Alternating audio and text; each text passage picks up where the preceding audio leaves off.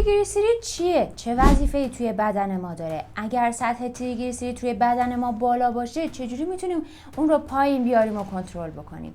تریگلیسیرید یکی از فاکتورهای مهم سنجش سلامتی ماست. چرا؟ چون که سطح تریگلیسیرید با سطح کلسترول که معلوم میکنه بدن ما چقدر سالمه. توی ویدیو امروز قراره بهت بگم که تریگلیسیرید چیه، وظیفش توی بدن چیه و اگر سطح اون توی بدن بالا بود چیکار بکنیم که اون رو کنترل بکنیم. بریم شروع بکنیم اصلا ببینیم تریگلیسیرید چی هست. تریگلیسیرید که توی جواب آزمایشاتون با 2 تا حروف انگلیسی TG نوشته میشه، یکی از چربی‌های مهم خونه که از 3 تا اسید چرب و 1 گلیسرول تشکیل شده.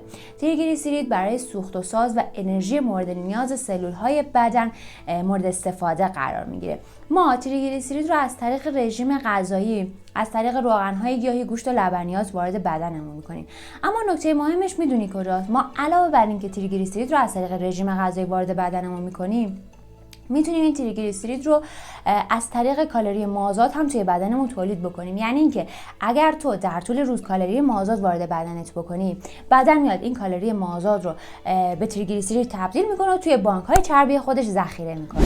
تریگلیسیرید دقیقاً مثل کلسترول برای اینکه توی خون جابجا بشه نیاز به یک تاکسی هایی داره که ما بهش میگیم تاکسی های لیپوپروتئینی. این تاکسی ها میان تریگلیسیرید رو توی جریان خون به راه میندازن. هر جا که سلول ها نیاز به انرژی و سوخت داشته باشن اون رو به سلول ها میدن. اما میدونی مشکل کجاست؟ مشکل اونجاییه که اگر سلول ها نیاز به انرژی نداشته باشن، این تریگلیسیرید ها میرن تو بانک های چربی ذخیره میشن. در نتیجه بعد از مدتی تو میبینی که درصد چربیت رفته بالا و اضافه وزن پیدا کردی.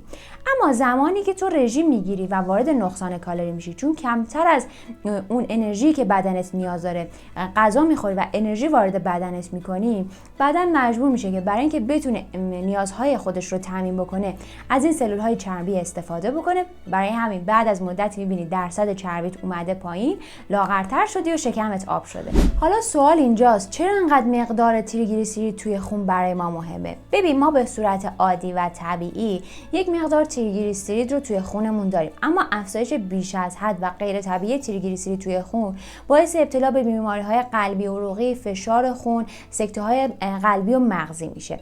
اما چجوری میتونیم بفهمیم که تریگلیسیرید توی خونمون نرمال هست یا نه؟ با یه آزمایش خیلی ساده که نیاز به 12 ساعت ناشتایی داره میتونی بفهمی که سطح تریگلیسیرید خونت چقدره، که عدد 150 و زیر اون نرماله و عدد 200 مرز سلامتی محسوب میشه.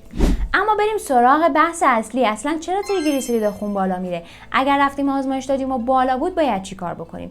دلیل اول، استفاده بیش از حد از غذاهایی که توش آرد و شکر و روغن رو با هم دارن و اغلب فرآوری شدن، مثل همین کیک ها و بیسکویت ها. دومین دلیل، استفاده بیش از حد از گوشت‌های فرآوری شده مثل سوسیس و کالباس و حتی گوشت‌های سالمی که با روغن‌های ناسالم و حرارت بالا درست شدن. سومین دلیل، ورزش نکردن و عدم فعالیت بدنی. تو اگر ورزش نکنی، در طول روز فعال نباشی، بدنت خب احتیاجی پیدا نمی‌کنه که از بانک‌ها و سلول‌های چربیش استفاده بکنه تا بتونه سوخت به بدنت برسونه. چهارمین دلیل که میخوام خیلی بهش توجه داشته باشی، مصرف الکل. الکل به شدت و به صورت خیلی مستقیمی تریگلیسیرید خونت رو بالا میبره. پس خیلی خیلی مراقب الکل باش. اگر تریگلیسیریدمون بالا بود چجوری بدون دارو اون رو درمان بکنیم؟ دقیقاً چیزایی که مورد قبل گفتم باید برعکس بکنی. یعنی مصرف الکل رو قطع بکنیم، مصرف غذاهایی که فرآوری شدن، یعنی اونایی که آرد و شکر و روغن رو با هم داشتن، قطع بکنی. گوشتای ناسالم و گوشتای فرآوری شده، سوسیس و کالباس رو به طور کامل قطع بکنی و روزانه فعالیت بدنی داشته باشی. مصرف فیبر و سبزیجات و پروتئین های با کیفیت رو توی روتین روزانه و لایف استایل روزانه جا بدی و روزانه از اونها استفاده کنی.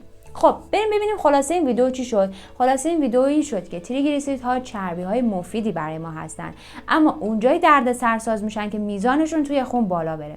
برای اینکه میزانش توی خون بالا نره باید چیکار بکنیم؟ روزانه ورزش بکنیم، غذاهای فرآوری شده رو کمتر استفاده بکنیم، پرخوری نکنیم و مصرف الکل رو قطع بکنیم.